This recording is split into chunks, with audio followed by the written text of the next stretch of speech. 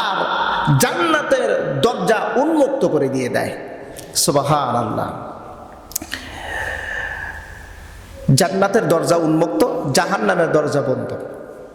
শুধু তাই নয়, রাসূল করিম সাল্লাল্লাহু আলাইহি ওয়াসাল্লাম বলেন, রমজানের চাঁদ যখন উদিত হয় তখন শয়তান এবং অবাধ্য জিনদেরকে কয়েদ করা হয়, মানে আটক করা হয়, জেলখানায় আবদ্ধ করা হয়, যাতে মানুষদেরকে যেন ধোঁকা দিতে না পারে, মানুষদেরকে যেন প্রতারণা করতে না পারে, মানুষদেরকে যেন খারাপ পথে পরিচালনা যেন করতে না পারে।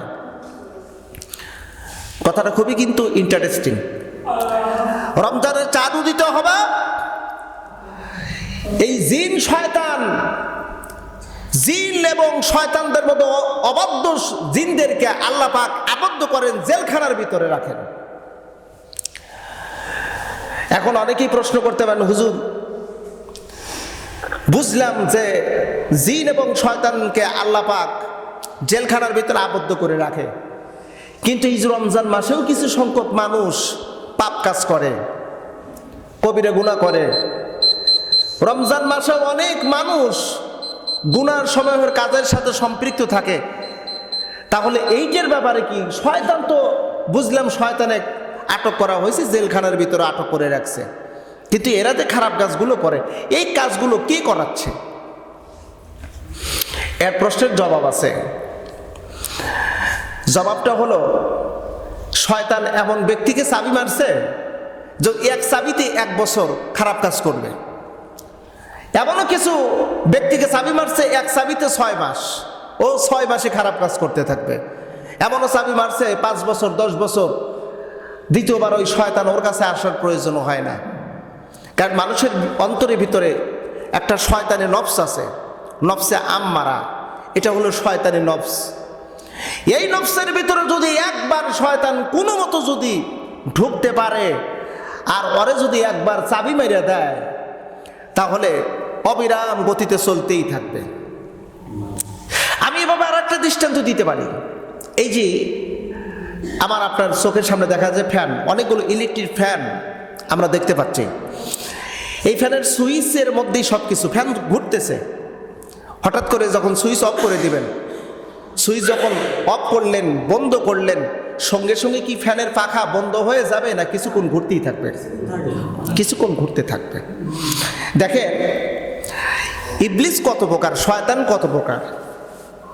সারা বছর দ্রব্য মূল্যের দাম নিয়ন্ত্রণ থাকে, মোটামুটি নিয়ন্ত্রণ থাকে। রমজান মাস যাহা চলে আসে তখনই দ্রব্য মূল্যের দাম ধাম ধাম করে বৃদ্ধি হতে থাকে।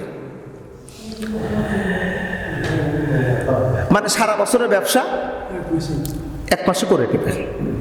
এগুলো শয়তানি মন মানসিকতা ছাড়া আর কিছুই না। রমজান মাসে পারলে তুমি একজন মুমিন, রোজাদার ব্যক্তির জন্য একটু সহজ করে দাও, সহজ করে দাও। সেখানে তুমি সহজ না করে কঠিন করলা। আমি গতকাল বাজারে গেলাম, বাজারে গিয়ে দেখে তো অবাক। গত বছর যেই খেজুর 70-80 টাকা কেজি, সেই খেজুর এখন 280 টাকা 90 টাকা কেজি। আশ্চর্যকর বিষয়। সব কিছুর দাম ঊর্ধ্বগতি, সব। মানে এগুলো শয়তান ছাড়া আর কি হতে পারে? ওই যে কথিত একটা কথা আছে যে শয়তান চলে গেছে, যেহেতু আর বের হতে পারবে না, তাই শয়তানের কাজ কর্মগুলো দায়িত্ব দিয়ে গেছে এই ব্যবসায়িকদের কাছে, যা আপাতত আমি তো চলে যাচ্ছি, তোমরা আমার কাজগুলো তোমরা করো, দ্রব্যমূল্যের দাম যথারীতি বৃদ্ধি করে দাও, কারণ জায়েজ তো আছে, হালাল তো আছে। তোমার 1 টাকার জিনিস 1000 টাকা বিক্রয় করতে পারো, হালাল তো আছে। এরকম ফতুয়া আমাদের ভিতর আছে না নাই? আমাদের মধ্যে এরকম ফতুয়া আছে। আমরা জানি যে কিছু টাকা দিয়ে যে জিনিস কিনবো ওটা আমি অনেক দামে বিক্রয় করতে পারি না, এটা জুলুম হবে। আপনি জুলুমের উপরে নির্ভর করে আপনি ব্যবসা করতে পারেন না। ব্যবসায় আপনাকে একটা শিথিলতা দেওয়া হয়েছে, লিমিটেড দেওয়া হয়েছে। আপনি 1 টাকার জিনিস 1000 টাকা বিক্রয় করবেন। এই যে চলমান প্রক্রিয়া সিন্ডিকেট, সিন্ডিকেট সিন্ডিকেট করা, এটা কতটুকু বৈধ? রাসূল করিম সাল্লাল্লাহু আলাইহি সাল্লাম সরাসরি নিষেধ করেছেন, হারাম, হারাম। আপনার কাছে মাল আছে, আপনি গচ্ছিত করে রাখলেন, বিক্রয় করতেছেন না, জনসম্মুখে প্রকাশ্য আনতেছেন না, গোপন করে মানুষদেরকে বোঝাচ্ছেন মাল শর্ট, মাল ফুরায় গেছে, এ দামে যদি মাল কিনতে পারো কেন, নইলে বিক্রয় হবে না। এই সিন্ডিকেট সম্পূর্ণরূপে হারাম। আল্লাহর হাবিব আরো বলেছেন, বান্দারে আমার উম্মতেরা, তোমরা ঘরে শস্য মজুত করে রাখবে না, খাদ্য ভাণ্ডার কখনো জমা করে রাখবে না। কারণ যে ব্যক্তি শস্য মজুত করে রাখে, খাদ্য মজুত করে রাখে, আল্লাহ পাক ওই ব্যক্তিকে সবচাইতে বেশি অপছন্দ করে, এমনকি লানত করেন। আল্লাহর লানত প্রাপ্ত হবে ওই ব্যক্তি যে ব্যক্তি সম্পদ সঞ্চয় করে রাখে, খাদ্য শস্য মজুত করে রাখে। আজকে আমরা লক্ষ্য করে দেখতেছি, মাথায় টুপি, মুখে দাড়ি, নামও দেখলে বোঝা যায় মুসলিম, মাঝে মধ্যে দেখা যায় মসজিদের ভিতরে ঢোকে। ওই সমস্ত ব্যক্তিরা খাদ্য শস্য থেকে শুরু করে মানুষের নিত্য প্রয়োজনীয় আসবাবপত্রগুলো সিন্ডিকেট করে রাখে, মজুত করে রাখে, বাজারে দ্রব্যমূল্যের দাম বৃদ্ধি করে। আল্লাহ রসুল বলেন ওই সমস্ত ব্যক্তিরা আল্লাহর লানতপ্রাপ্ত হবে, আল্লাহ লানতপ্রাপ্ত হবে। অনেকে আবার অসৎ পথে উপার্জিত সম্পদ দিয়ে ইফতার করে, অসৎ পথের উপার্জিত অর্থ দ্বারা ইফতার করতেছে, চাঁদা তুলে ইফতার করে, চাঁদার টাকা দিয়ে ইফতার করে, চাঁদার টাকা দিয়ে সেহরি খায়, বিভিন্ন অসৎ উপায়ের অর্জিত টাকা পয়সা দিয়া হালাল পথে ব্যয় করে, মনে করে আমি নেকির অধিকারী হতেছি, নেকি আমি পাবো। লিখে রাখেন, লিখে রাখতে পারেন, আপনার অবৈধ উপার্জিত সম্পদের মাধ্যম দিয়ে নেক কাজে আপনি যা কিছু ব্যয় করেন না কেন, বরং ওইটা আরো বেশি গুনাহ হয়ে যাবে।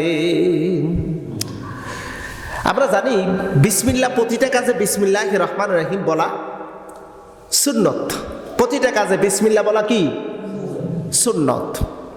এখন ধরেন আপনি বিসমিল্লাহির রহমানির রহিম বলে প্রত্যেকটা কাজ শুরু করলেন, এবার সব কাজের শুরু থেকে বিসমিল্লাহ বলা যাবে? কিছু কিছু কাজ আছে ওই কাজের শুরুতে যদি আপনি বিসমিল্লাহ বলেন আপনার ঈমান নষ্ট হয়ে যাবে। যেমন হারাম কাজ, চুরি করার পূর্বে বিসমিল্লাহ, চাঁদা আদায় করার পূর্বে বিসমিল্লাহ, এরকম অবৈধ কাজের শুরুতে যদি বিসমিল্লাহির রহমানির রহিম বলেন আপনার ঈমান চলে যাবে। কারণ বিসমিল্লাহির রহমানির রহিম এটা শুধু হালাল কাজ, বৈধ কাজের ক্ষেত্রে প্রযোজ্য। বৈধ কাজের ক্ষেত্রে, অবৈধ কাজের ক্ষেত্রে বিসমিল্লাহ বললে ঈমান থাকবে না। ঠিক তদ্রূপভাবে অবৈধ পথে উপার্জিত সম্পদ যদি আপনি হালাল পথে ব্যয় করেন, যেমন সেহরি, ইফতারি, পরিবার পরিজনকে, এমনকি দান সদকা করার জন্য, শুধু তাই নয় রোজাদার ব্যক্তিদেরকে খাবার খাওয়ানোর জন্য, এই পথে যদি আপনি অবৈধ পথের উপার্জিত সম্পদ যদি ব্যয় করেন, নেকি তো দূরের কথা, আরো গুনাহ ডবল করে আপনার আমলনামায় দেওয়া হবে। অপ্রিয় বন্ধুরা, গুরুত্বপূর্ণ বিষয় হলো সিন্ডিকেট করা যাবে না। দ্রব্যমূল্যের দাম যারা বেশি করবে, মানুষকে হয়রানি করবে, পেরেশানি দিবে, আল্লাহর হাবিব বলেন যারা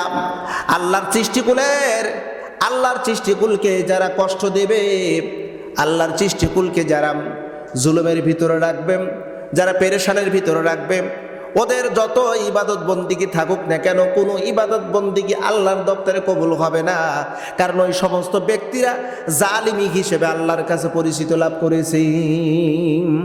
জালিম হিসেবে আল্লাহর সৃষ্টিকুলের আপনি জুলুম করবেন, হয়রানি করবেন, পেরেশানি করবেন, আপনি তো জালিম হয়ে গেলেন। অপ্রিয় বন্ধুরা, রমাদানের পবিত্রতা রক্ষা করা আমাদের নৈতিক দায়িত্ব, সবার নৈতিক দায়িত্ব। রমজানের হাকিকাত নিজে যতটুকু পারেন, রমজানের হাকিকাত হলো নিজে যতটুকু পারেন আপনি গরিব অসহায় মানুষদেরকে কিছু দান সদকা করেন, দান সদকা করেন। রমজানের এটা পরিপূর্ণ হাকিকাত। যদি আপনি এই হাকিকাত যদি আদায় না করেন, আপনার রমজানের রোজা পরিপূর্ণ হবে না। রমজানের রোজা পরিপূর্ণ হবে না। রমজানের রোজা পরিপূর্ণ করতে হলে আপনার প্রতিবেশী, নিকটস্থ ব্যক্তি, অসহায়, অভাবী, এ সমস্ত মানুষদেরকে কিছু সহযোগিতা করতে হবে আপনাকে।